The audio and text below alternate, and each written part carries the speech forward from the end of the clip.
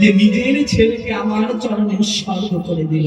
মনে রাখবে পৃথিবী যতদিন চন্দ্র সূর্য থাকবে, বলছে আর কাটা মুন্ডটিকে রামচন্দ্রের চরণে দিয়ে বলছে, রামচন্দ্র এবার একটি কথা তোমায় জানিয়ে যাই, চরণে আমার দেওয়ার মতো কিছু নেই। এই তরুণীর মুন্ডটাকে তোমার চরণে দিলাম, দেখো এই কাটা মুন্ড শুধু এইটুকু নয়, জন্মে জন্মে যেন সেই হাবল রাম রাম বলে ডাকে। আমার আর কি বলছে জানো? আর কি বলছে? তুমি আমায় কথা দাও রামচন্দ্র প্রভু, আমার এই সন্তানকে তোমার চরণে তুমি স্থান দেবে।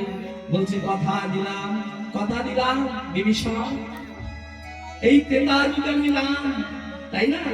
যখন আমি দাপর যুগে যাব, আমার অন্ত শাখা হবে কে? সুবল শাখা।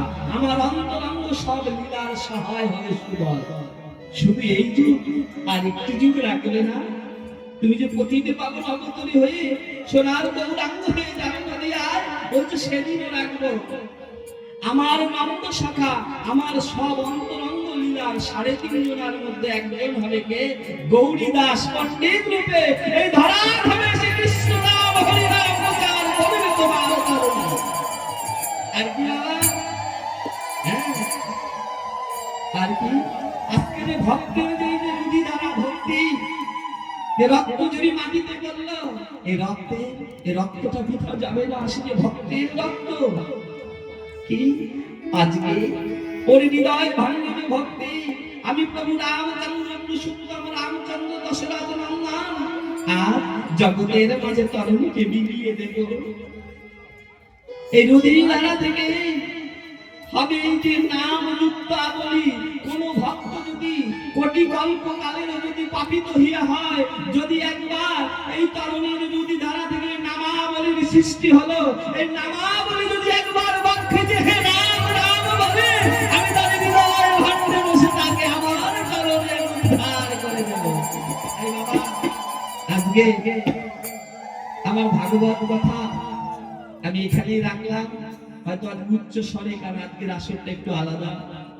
আমি আজকে রাধাদত্ত বৃন্দাবনে গেলাম, খালি একটু কাজ দিয়ে গেলাম, কারণ বৃন্দাবন ছাড়া তো হয় না।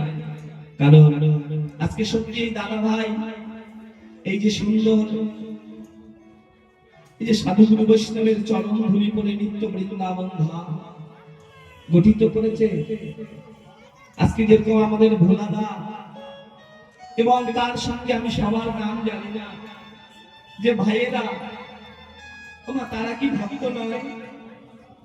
শুধু আমি মালা পড়েছি, তিলক করেছি, আমি শিখা রেখেছি, তাই বলে আমি শুধু ভক্ত? ওরা কি ভক্ত নয় বাবা? কি না, কেমন ভক্ত বলো বুঝতে হবে। আগে বলেছি যে আজকে তাদের বাড়িতে সব কিছু আছে। আজকে এই ধর্মসভা সনাতনকে জাগ্রত করার জন্য বিশ্বের বাজারে আমেরিকার চিকাগো শহরে স্বামীজি গিয়েছিলেন, তাই না? সেখানে সব ধর্মের ধর্মগুরুরা ছিলেন বিশ্ব সভায়। কেন তাদের ভক্ত বলছি? বিশ্ব সভায় যখন গিয়েছিলেন স্বামীজি, তাকে চান্স দেওয়া হয়নি। পরে 2 মিনিটের স্থান দিয়েছিল আমাদের গীতা গ্রন্থকে ছোট করার জন্য, সনাতন ধর্মকে লঘু করার জন্য।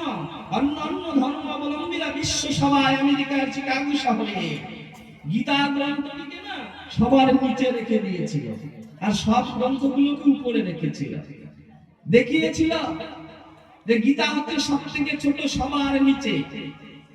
স্বামীজি বলেছিল আমি প্রমাণ দিয়ে যাবো যে সনাতন শ্রেষ্ঠ। বিশ্ব সভায় বাবা, ছোটখাটো সভা না, ভালো করে পড়বে আমেরিকা সেই ভাষণটা যে দিয়েছে। তো সেখানে বলছে প্রমাণ করে যদি না দিতে পারো, বলছে আমি প্রমাণ করে দেব যে ইনি সব ধর্মকে ধারণ করে রেখেছেন, তার নামই হচ্ছে সনাতন। সমগ্র ঐশ্বর্যম সমগ্র বীর্যম সমগ্র যশ, সমগ্র প্রতিষ্ঠা যিনি সর্ববীজের মালিক, যিনি সৃষ্টি করতে পারেন, নিমিষে যিনি লয় করতে পারেন, যিনি বাম আঙ্গুলে গিরি গোবর্ধনকে ধারণ করেছিলেন, তিনি হচ্ছেন ভগবান শ্রীকৃষ্ণ। ঈশ্বর পরম কৃষ্ণ সচিদানন্দ বিগ্রহম অনাদিরাদি গোবিন্দ সর্বকারণের কারণ। ভগবান সবাই নয়। তাই কি হচ্ছে আজকে ওই যখন গীতা গ্রন্থটি টান দিয়েছে আর সব গ্রন্থগুলো টলমল করছে, প্রমাণ হয়ে গেল যে সব ধর্মের এই পৃথিবীর অনন্ত কোটি বিশ্ব ব্রহ্মাণ্ডের ভার আমার ভগবান নিতে পারে। তাই সবার মধ্যে হাতি ধর্ম সবাই সনাতন ধর্মের সেই দিন জয় জয় তার হয়েছিল। বিশ্বের বাজারে সনাতন প্রতিষ্ঠা হয়েছিল। সনাতন ধর্মে যারা রাখবে আজকে সবাই হরে কৃষ্ণ বলে থাকে। তাই বাবা আমি ভোলাবা একজনের নাম জানি, আর আজকে তার সঙ্গে যারা এই সাধুর বাজার মিলিয়েছে, সাধুগুরুর চরণ পরে যেখানে নিত্য বৃন্দাবন ধাম হয়েছে, এই অজিত বাস কলোনি